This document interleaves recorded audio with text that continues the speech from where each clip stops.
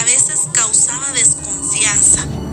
Además, no olvidemos el costo económico de la salud, porque ese era un problema para las personas pobres que vivían en las zonas rurales. But distrust had never been an issue for healers like Linda's grandmother. Linda remembers her grandmother establishing strong relationships with her patients. La curandería no está simplemente relacionada con las enfermedades físicas de una persona, sino también con el aspecto emocional y espiritual. Pero eso no era parte del sistema público de salud. Linda's grandmother never pressured her to become a curandera. In fact, she always encouraged her to study, read, and learn as much as possible while she was in school. Ella siempre estuvo segura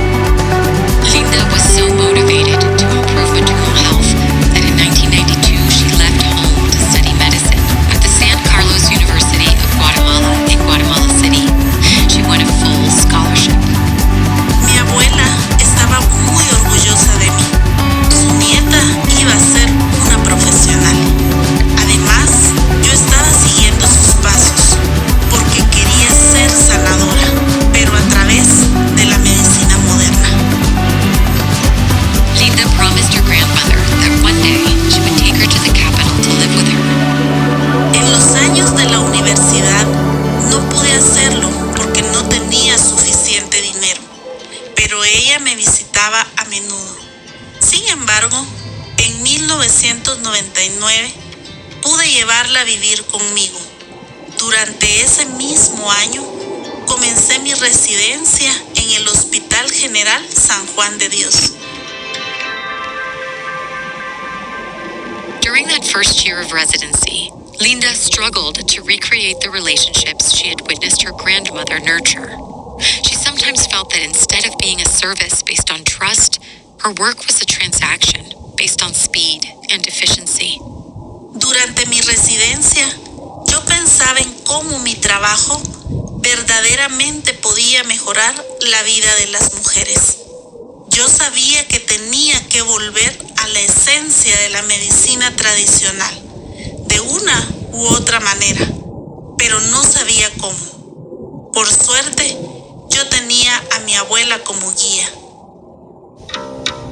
Linda was ultimately successful during her first years as a doctor. She became the second female head of residency for gynecology in the history of the San Juan de Dios General Hospital. Then she went on to work for the Ministry of Public Health. Gracias a ese trabajo, yo conocí Guatemala de punta a punta, porque viajaba para supervisar la calidad de la atención materna en diferentes hospitales. Linda visited 37 hospitals during her first year, and only 2 passed the minimum standard of quality established by the ministry. And in Linda's opinion, they all lacked the one thing she had always admired in her grandmother's healing practices: a caring relationship between patient and caregiver. El servicio no era bueno, era sin cuidado, sin recursos y muy poco personalizado. Por eso, las mujeres en las áreas rurales no querían ir a los hospitales. Ellas, en cambio, sentían que la medicina tradicional era mejor y más humana. It was around this time that Linda visited the hospital in Sololá, the one where doctors and nurses mistreated the parteras. Ese fue uno de los tantos hospitales que no pasó la evaluación, aunque la idea, en teoría, era buena: invitar al mundo de la medicina tradicional a los hospitales públicos. Algo de eso me dejó pensando. In traditional Guatemalan medicine, parteras are far more than birth attendants. In addition to accompanying mothers during their pregnancy, they're also highly respected community leaders and health promoters, especially in more rural or low-income communities. Yo empecé a pasar tiempo con las parteras cada vez que visitaba un área rural. Hablaba con ellas para poder entender su visión, y así me di cuenta de algo. Además de conocer sobre el desarrollo de los bebés, las parteras actuaban como hermanas o amigas de las mujeres embarazadas. Realmente estaban con ellas, a su lado, durante todo el proceso. As she visited rural areas and talked with the parteras, Linda started to feel happy. She was back inside that traditional community work she'd experienced with her grandmother, Erlinda. Yo entendí que las parteras podían ser un puente entre la medicina tradicional y la moderna. ¿Por qué? Simplemente porque mucha gente creía en ellas, aunque primero ellas tenían que ser aceptadas por la medicina moderna. When Linda had a chance to attend a maternal mortality conference held by the World Health Organization, she jumped at the opportunity. When she got to the conference, she met different organizations, including a group of parteras that caught her eye. Era un grupo de mujeres de Puerto Rico. Ellas me explicaron que allá, al igual que en Guatemala y otras partes de América Latina, las parteras no estaban consideradas dentro del sistema de salud. Ellas querían cambiar eso, y hubo intensos debates con ginecólogos de distintas instituciones. As Linda participated in those debates, she felt like she was getting involved in something more important than just representing Guatemala's medical system at the conference. This feeling was confirmed a year later when she received a document detailing the final resolution of the conference. El documento decía que, desde ese momento, según la Organización Mundial de la Salud, las parteras iban a ser oficialmente consideradas como proveedoras de atención médica en toda América Latina. Yo me sentí feliz y satisfecha. Fue un primer gran paso. To put this new policy into practice in her home country, Linda joined forces with the nonprofit Planned Parenthood. Linda started to design a better system of care for Guatemalan women. Her goal was to expand access to sexual and reproductive health care, and she intended to make accessibility a national policy. Nosotras trabajamos con un concepto llamado desmedicalizar. Es un proceso que incluye tanto a las parteras como a las curanderas. Ellas aprenden a usar equipos para la presión arterial y aprenden a prescribir antibióticos, entre otras cosas, pero nunca dejan de lado la medicina tradicional ni su relación con la comunidad. Parteras and curanderas would be the liaisons between the modern and the traditional. Nosotras escribimos todo esto en un documento que luego fue enviado al Congreso. As the head of this initiative, Linda had to lobby with politicians and legislators to convince them of the importance of her plan. Mi objetivo era ayudarlos a entender por qué este cambio era necesario en nuestro sistema de salud. Yo les hablaba de cifras de mortalidad y de la importancia de cuidar la salud de las mujeres. Linda's lobbying paid off. In 2010, 12 years after she became a physician, the Safe Motherhood Law was approved by Guatemala's legislature. This new law would transform maternal health care in Guatemala, making it more accessible and appealing to women in rural and low-income communities. Yo de verdad creo que es la victoria más grande de toda mi carrera. Nada de esto habría sido posible sin la influencia de mi abuela. Ella me apoyaba incondicionalmente y estaba muy orgullosa de mí. But Linda's efforts didn't stop there. Under the new law, Planned Parenthood and other health organizations were able to create the first school of professional parteras in Guatemala. Es una carrera de 3 años y al final las estudiantes reciben un diploma de técnicas de partería con especialización intercultural.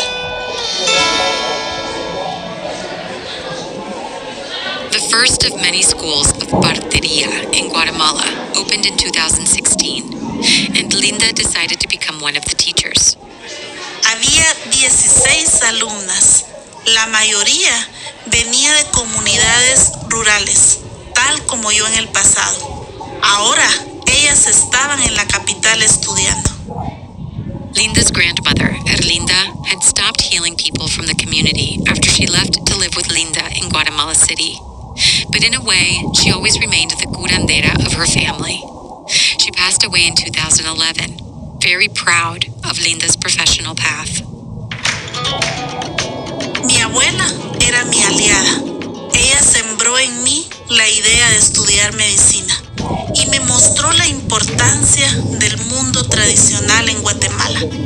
Todavía queda mucho por hacer en mi país en materia de salud, pero yo creo que poco a poco, si combinamos lo mejor de la medicina tradicional con la medicina moderna, seguiremos avanzando.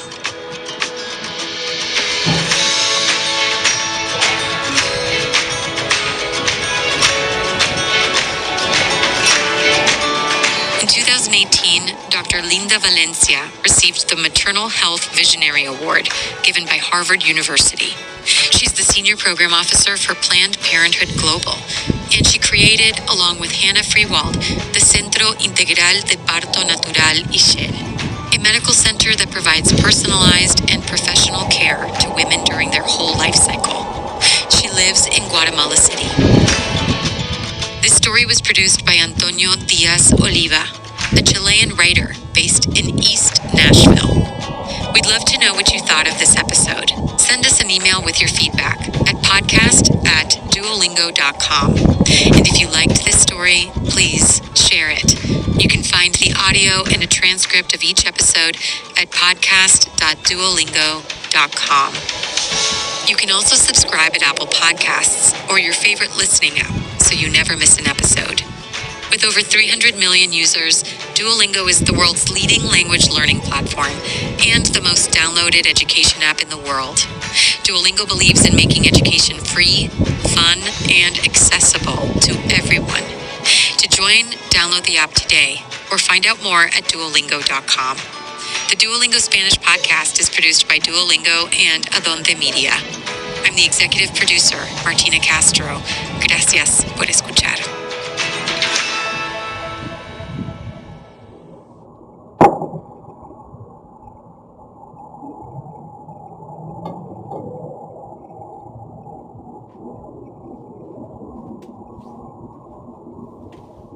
Was made, we had to record at home to protect everyone's safety. So you might notice a slight difference in sound quality. Thanks, and we hope you enjoyed today's episode. It's 2016 at the Mercado Villa Fátima, one of the biggest and most popular markets in La Paz, Bolivia. A group of people arrives, dressed in black, walking with purpose and carrying big boxes. Suddenly, they cover their faces with black ski masks, or gorros pasamontañas. Their leader is Marco Kelka. Todos nos miran, curiosos, sin entender exactamente lo que está pasando. Todos los días, miles de personas pasan por ese mercado. La mayoría son personas con pocos recursos, descendientes de pueblos originarios, de piel morena y características indígenas. Esas personas son exactamente como yo. These are the people Marco has come to see. There's tension in the air as a crowd gathers to watch what these masked strangers will do. With swift movements, Marco and his team open the boxes and they begin to take everything out. Recipientes térmicos para conservar alimentos que contienen diferentes ingredientes. Con mucho cuidado, nosotros empezamos a preparar un plato de comida muy elaborado. On the plate is a nest of meat and crispy corn silk, Peruvian red peppers and beef stock, and a mixture of creamed corn, cheese, and spicy potatoes that's been molded to look like eggs. Cuando terminamos de preparar los platos, se los damos de forma gratuita a las personas que pasan por el mercado. The smell of the food and the presence of the masked cooks attract a crowd. When people taste the dish, they look suspicious at first, and then surprised. It's a delicacy they've never tasted before, one they could never afford to order at a fancy restaurant.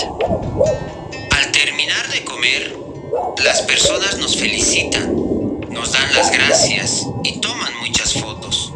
Nosotros nos quitamos nuestros pasamontañas, pero esto es algo que muchos trabajadores no pueden hacer en Bolivia. Para nuestro proyecto culinario en las calles, los pasamontañas representan una declaración de principios. Bienvenidos and welcome to the Duolingo Spanish podcast. I'm Martina Castro. Every episode, we bring you fascinating, true stories to help you improve your Spanish listening and gain new perspectives on the world. The storyteller will be using intermediate Spanish, and I'll be chiming in for context in English.